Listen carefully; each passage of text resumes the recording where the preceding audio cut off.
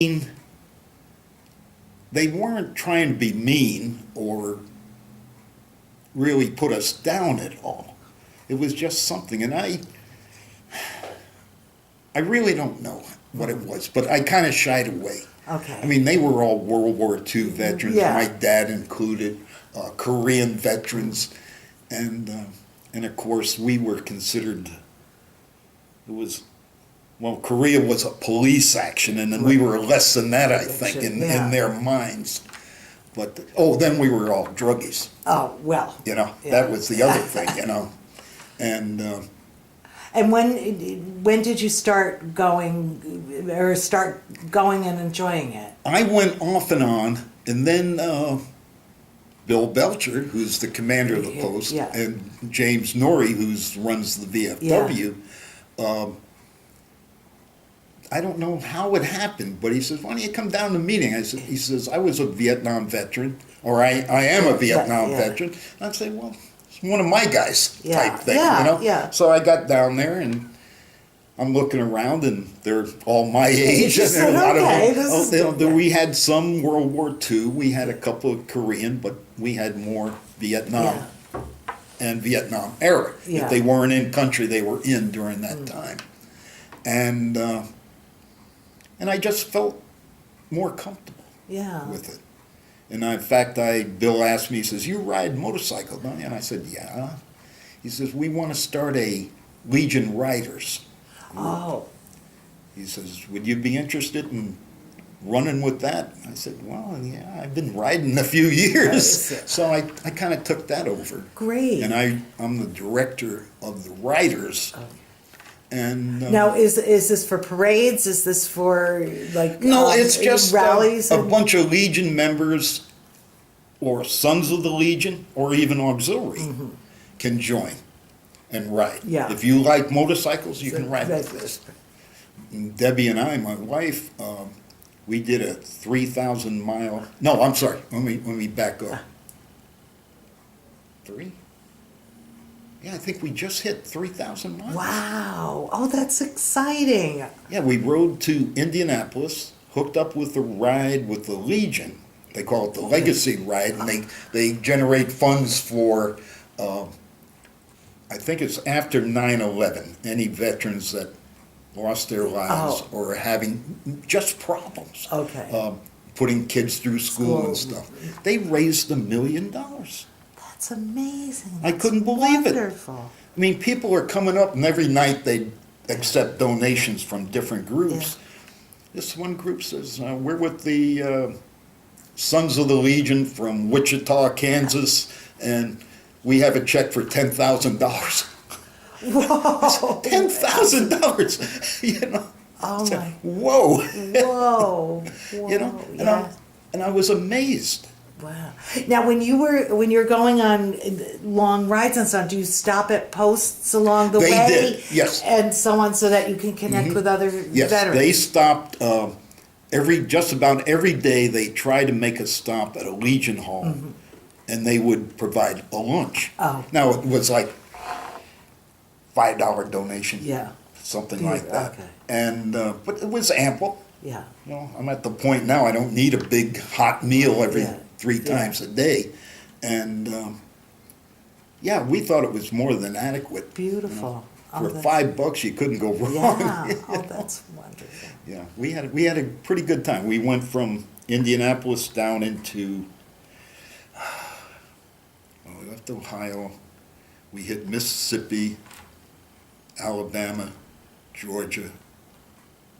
Came back up through Kentucky, back into Ohio. Oh, Ended up wow. in Cincinnati. Oh, my goodness. And then our trip, it was like 800 miles from Connecticut to, where did we go? Indianapolis. Yeah. Yeah. And then another 8 back. So that was, what a way to see the country. Yeah, It's I love it. What I like, I've been on a lot of cross countries. Yeah. I've been cross country 4 times on the good motorcycle. for you. Oh, wow. And I've done it with Harley. Harley always had these big rides. This one we didn't get to see. We bypassed a lot of interesting places. that I would have stopped. We were 100 yards from the Corvette factory in Bowling Green. Oh. 100 yards. But now you're with a group of 450 motorcycles. Right, yeah. You're not going to. Can we stop? Yeah, can we pull in here? You know, no, that wasn't going to happen. And then I kind of like country music. We went through Nashville. Oh, Nashville's a great city. And there was a big sign, and I didn't know they did this. There was a big sign as you came into the city, Grand Ole Opry tours, And backstage tours, Oh. you know. And I said, oh, I'd love to do it, but again, I'm with the group, Yeah. you know. So that didn't happen. But there's a reason to go back. Yes, exactly. Oh, that's great. Yeah. That's great. All right. When people say to you, Tom, thank you for your service, how do you feel? I think they mean well, and that's the way I take it. But sometimes, I don't know, I said, well, where were you when I came home? Not them particularly, but where was everybody when I came home? Yeah. They flew us into, I don't know if it was my first or second tour. We flew into El Toro, which was Marine Corps Air Station in southern, just above Camp Pendleton. Flew us in at night. And the announcement was, we're opening the PX. We suggest you buy civilian clothes to continue home. And that's it. Yeah, and that was it. And I'm saying, well, I'm pretty proud of my uniform. I used to love to travel in uniform, and but not in those days. Yeah. It was just no. I never experienced anything like that myself. Nobody came up to me and called me a killer, stuff like that. A little bit on recruiting, because we were on Elm Street in New Haven. Yeah. And Yale University used to protest right. I may have my days mixed up, Wednesday or Thursday. And they would come down Elm Street. They'd stop at the Navy recruiting, the Air Force, the Army. And we were the last ones on the street. Wow. And they'd stand outside and, hell no, we won't go, and all that. And we'd wave to them. Like you were near State Street and... Yeah, it was Elm Street, right? Elm yeah, Street. right there, right down from the green. Right. Okay. Yeah, and State was here. Okay. Yeah.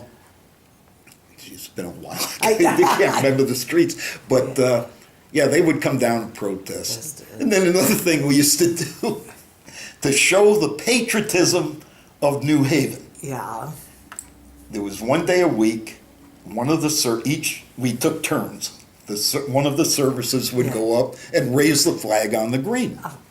They usually had a middle school band that maybe had practiced the national anthem once. Oh, dear. It was the three of us to raise the flag, the band, 5 or 6 winos sitting around that had no place to go.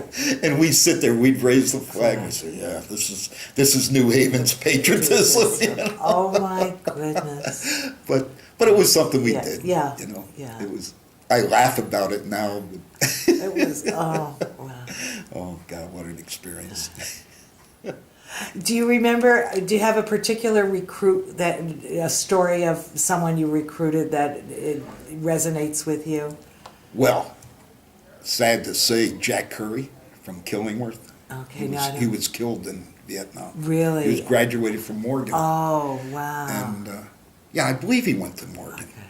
But he was another one that came to us through Major Christie. Oh, okay. Major Christie got hold of Jack first and brought him down and all that. So I say I enlisted him, but I just did the paperwork. Now, I heard from one of the veterans that the movable wall is that the Clinton VFW or American Legion has signed up to, and Clinton might be on the list of having that. I think we're negotiating for it. Okay, because it was just in West Haven. Yeah, it was in West Haven, so I don't know. There's a lot of requests for it. Yeah. And I don't know where we fall into that. We discussed it at one of I don't know if it was the Legion. I think the VFW was more pushing for it. Okay. Although we'll support them in any way they need. But they were negotiating, and then there was a problem. There was somebody else was getting it at the time we wanted it, and Yeah. so It's I don't know if anything's been okay. set yet or not. Okay. It's due. I've been to the wall itself. Yeah. It's Yeah, such a. it's kind of moving, and It there's is. names that I look for. Oh. Jack Curry's I Yeah. look for. Fella from Jimmy Williams from Ansonia, I enlisted him, and then a couple of fellows I was with in country. One was actually transferred from us, and he Kenny Glaze, and what happened? We went over as a unit. And then somebody, finally a light bulb went off and said, we have the entire 2nd Battalion, 5th Marines, all went to Vietnam at the same time, which means they're all going home at the same time. Okay.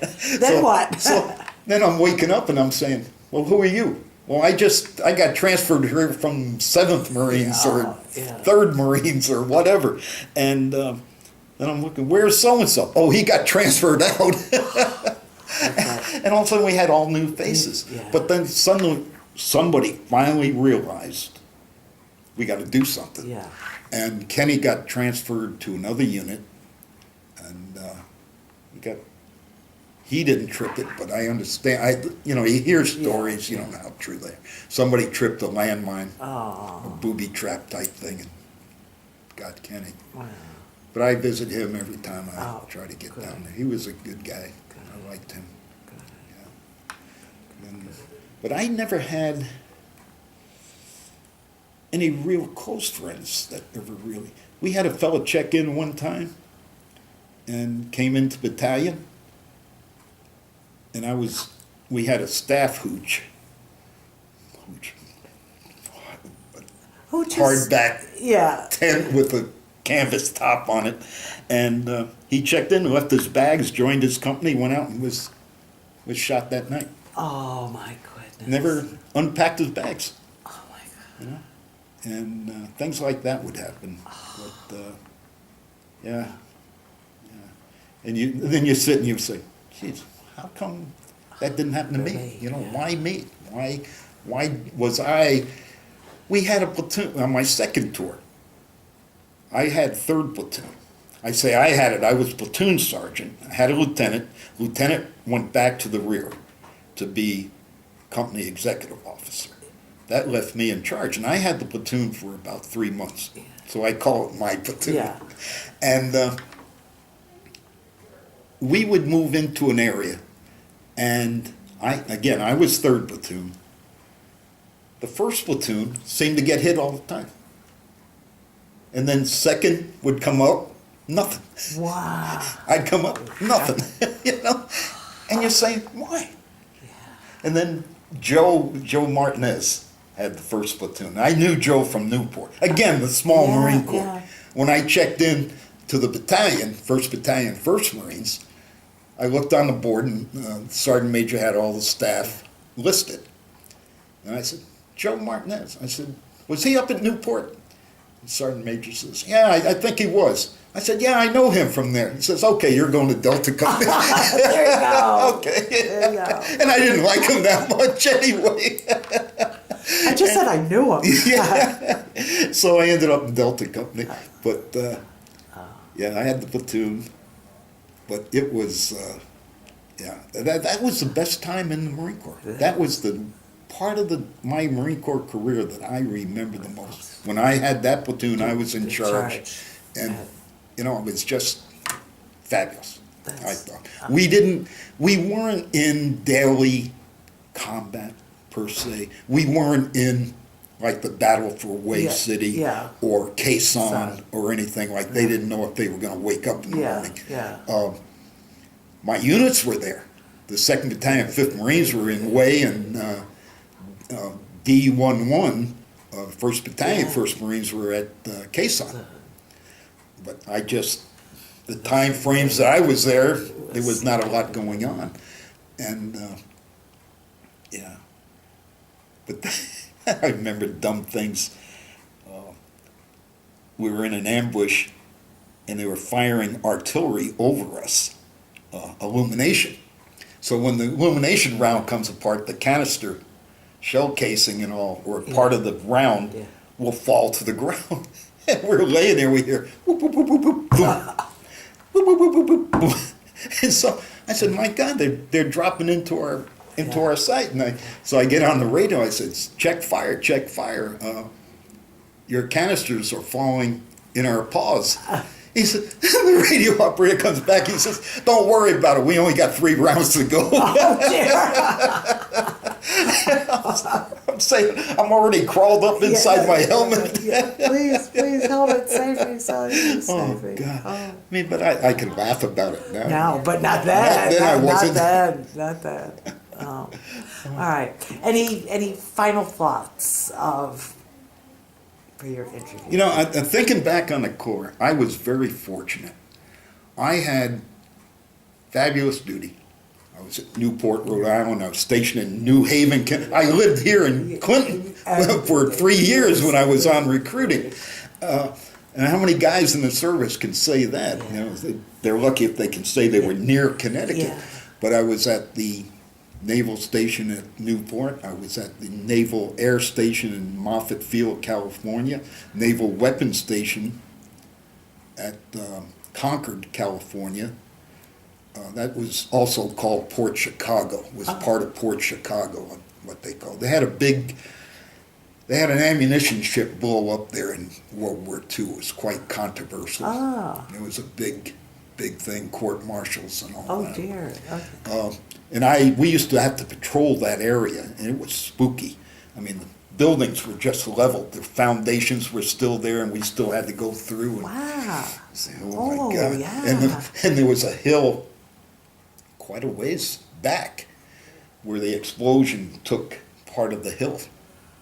Just wiped it right out. There was a definite gouge in the side of this hill. And this from the was called explosion. Port Chicago? Port Chicago. Okay. Yeah. It was an ammunition ship that was being unloaded or loaded. I forget which way it was going at the time. And towards the end of World War II. Okay. But I was stationed there. And then, of course, I had the recruiting here in Connecticut and Santa Rosa, California. 3 Marine barracks. I did very little time as strictly infantry. Yeah. All the time. I loved it. It was dress blue, shower shoes, and a light coat of oil. There you go. There you go. But I met some fabulous people. Outside of my 2 sons, who were fabulous Marines, I think. I served with 2 men that ended up sergeant majors of the Marine Corps. Wow. John Massero, when I was on recruiting. And when I retired, John sent me a big 8x10, best of luck in the future. Good. John Massero, Sergeant Major of Marines. And then Crow was made Sergeant Major. And he was Sergeant Major when my oldest son went in, when Brian went in. And I went down a course to make sure Brian nobody screwed him over. Yeah. I look up and there's Crow's picture. And I don't know if I knew if he was Sergeant Major at that point in time or not. But I said, I know him. The recruiter, everybody knows he's Sergeant Major. I said, no, I know him. So Brian left for boot camp. I get a call from the recruiter. And he says, Sergeant Major of the Marine Corps is going to be in Hartford. Would you like to go up and see him? I said, I'd love to. So when you have to pitch me, I've got a ponytail. I'm in my biker mode. Oh, okay, I got a ponytail. All right, I got a ponytail. I got an earring, beard. I'm 40 pounds overweight. And Crow's in there, 6'4", lean and mean. He talked with his hands on his hips and he bouncing on his toes, and he talked like a drill instructor. And he looks over and he says, even with the goddamn beard, I know my gunny. Oh, that's so good. I said, yes. Yes.